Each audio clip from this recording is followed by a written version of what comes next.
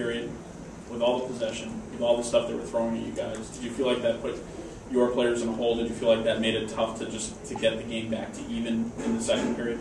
No, not at all. I mean, I think we just got away from things that made us successful. We talked about getting pucks out, pucks deep, and playing physical. I thought we played pond hockey first period. We didn't make them pay a price at all. I think we stood around kind of watching them in amazement. I think we all felt like there were 7 Boston College guys out on the ice. They were just flying out there, but we didn't do a very good job of playing defensively in our own zone, and then certainly didn't play physical like we wanted to. But I thought our guys, once we addressed it, we came back, regrouped again. Rob thankfully kept it 1-0. Could have been a lot worse. I thought we did a great job. I thought we played 19 minutes and 53 seconds of pretty good hockey in the second period. Unfortunately, we just made a really, really bad decision off that face-off play. And, good teams capitalize on it, and they're a great team. So. Brian?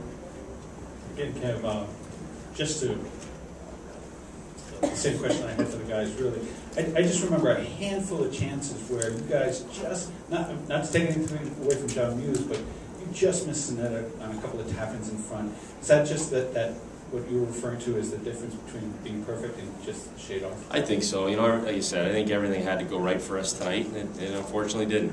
And whether it was the first period or just squeezing the sticks tight a little bit when we were down, I thought the puck seemed to jump on us quite a bit when we had key scoring chances. And the difference was, as I think Rob or Colin alluded to, they capitalized on their opportunities and we didn't. It was that simple. They're an excellent team, and as I said, going into the game, I felt like we had to have our best game of the year, and can honestly say we didn't. Our kids tried hard, they played their hearts out, but we just didn't execute as well as we needed to.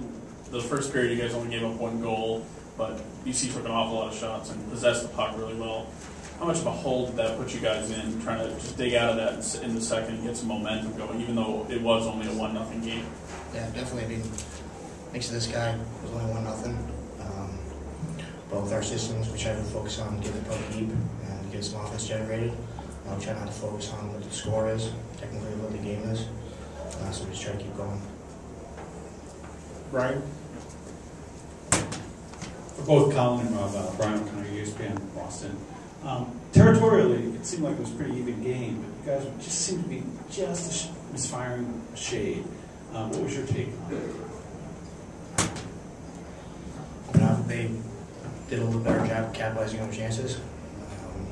I myself had a breakaway with a minute left on the period. I could have changed the game around a little bit. It could have been 1-1. So if we maybe bear down a little bit better, play better defensively in the first period and stuck to our system a little better, it could have been a different outcome. I'd say, it's pretty much the same thing as Colin said.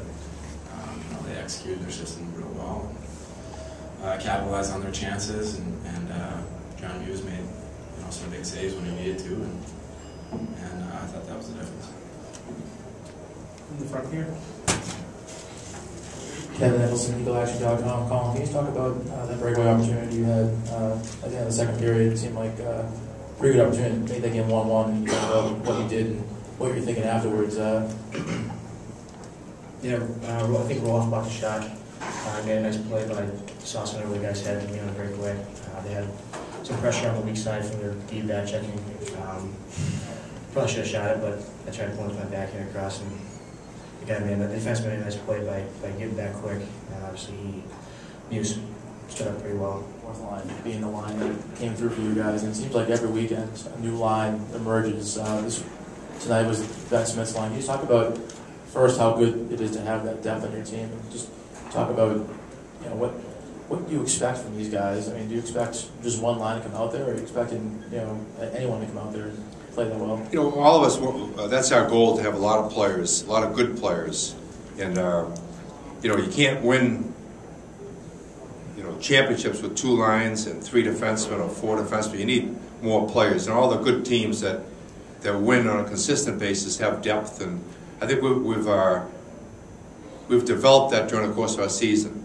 You saw 4 freshman defensemen play on a regular basis tonight. And that's in October, we weren't quite sure where that would take us, but they've improved and they've got a lot more consistent. I think like John alluded to, Parker's play has pushed John to a point that he's better because Parker's here. And Parker in his own way is a very fine goaltender.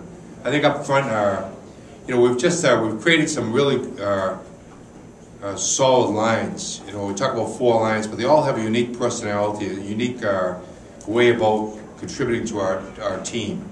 Ben's line, of course, is the big, strong kids. They cycle pucks low. I think, Brian Gibbons, on the other hand, is very quick, very fast, and generates more of the chances from rushes.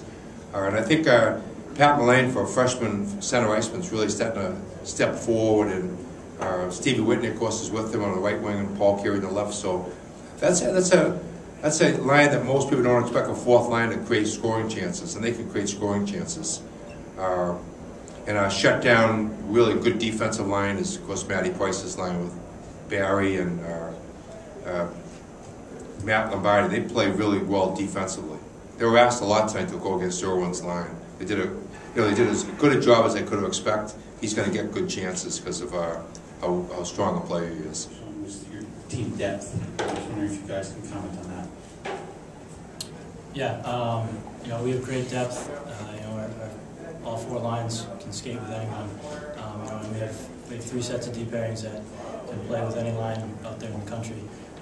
When you get to the playoffs, you need people to step up each and every game. And I think it's shown how much depth we have over the past 3 games in the playoffs, where it's not been the same line each night. It's been a different line each night that's been leading the way. Andy? Andy Merritt, New England Hockey Journal. John, you didn't have a lot to do in the first period, and then you were a lot busier in the second period. What did you notice that was different about what Vermont was doing and what you guys had to do in the second to keep it, in your favor? We knew they were going to come out strong in the second period after our play in the first. I think the power plays helped them a lot to get shots on net. They worked well on the power play tonight, getting point shots down to the net. With screens and tips and that kind of thing. They never gave up throughout the game, and they kept going. Nancy? Well, John, can you talk a little bit about, you came off hip surgery, they knew the workload wasn't going to be as big for you as it's been in past years. How important was it to have a partner that could play and relieve you and have kind of a tandem there so you're fresh going into a game like tonight? Obviously, I want to play every game, but it's great having Parker around. He's a great kid. He pushes me and I push him. Same thing with Chris Benty, our other goalie. I think we have a great group of goalies. We get along with each other great. It's fun to play with them every single day. Kevin? Ben, can you talk about your goal and specifically what the momentum was like going into the locker room? Obviously, John made a big save, and then you come down 7 seconds left in the period, score that goal, 1-1 game turns into a 2-0 game. You're there. Yeah, as Coach said, it was a huge goal, momentum-wise. John's save was huge, and then just Phil Samuelson made a phenomenal, tremendous play coming down the wall. He was patient, and I just tried to beat my guy to the back door, and he put it right in my tape, and I just got a piece of it, and I snuck through. Doors left.